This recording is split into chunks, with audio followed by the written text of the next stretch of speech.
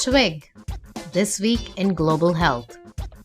This week, TWiGH talks about Sustainable Development Goals.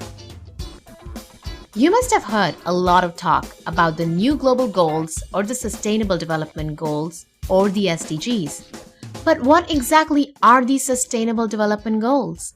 Sustainable Development Goals or the SDGs are the goals that replace the Millennium Development Goals or the MDGs as the post-2015 internationally accepted goals for development. To refresh your memory, MDGs or the Millennium Development Goals were the 8 goals that were established in the year 2000 that aimed to reduce poverty and improve health, access to education, clean water, and sanitation.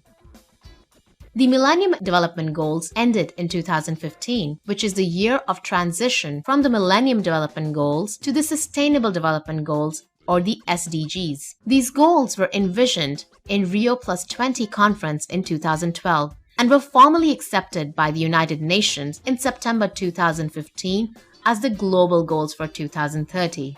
The new global goals, or the SDGs, are 17 diverse goals that range from ending poverty to strengthening international partnership for development. The Sustainable Development Goals are designed to end all forms of poverty everywhere and build a better planet. The 17 goals and the 169 indicators of the SDGs focus on 6 key areas: people, planet, prosperity, dignity, justice, and partnerships to ensure holistic development that leaves no one and no country behind. So, how exactly are the new Sustainable Development Goals different from the outgoing Millennium Development Goals?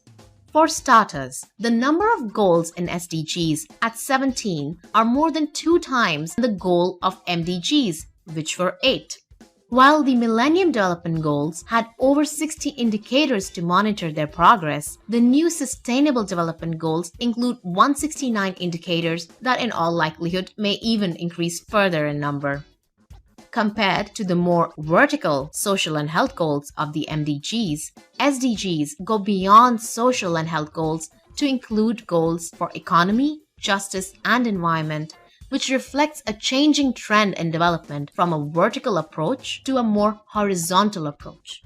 Now, there is a lot of optimism surrounding the new Sustainable Development Goals for 2030, but there is also a lot of debate regarding the actual sustainability and achievability of these goals, which raises many questions, such as, does more goals for all nations mean smaller piece of the pie per goal, resource-wise and fiscally for poorer nations?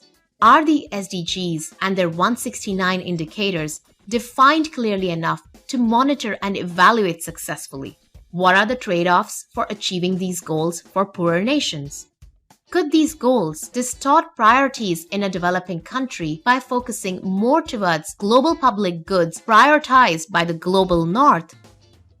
These goals are certainly ambitious, but are they realistic? How do countries deal with decision anxiety and prioritize the right goals among these 17 goals? Now, your perspective on these questions depends a lot on whether you see the glass half full or half empty.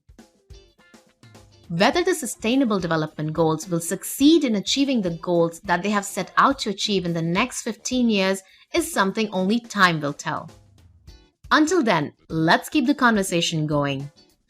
Our panel at TWiGH will go in-depth into discussing some of the aspects of Sustainable Development Goals next week.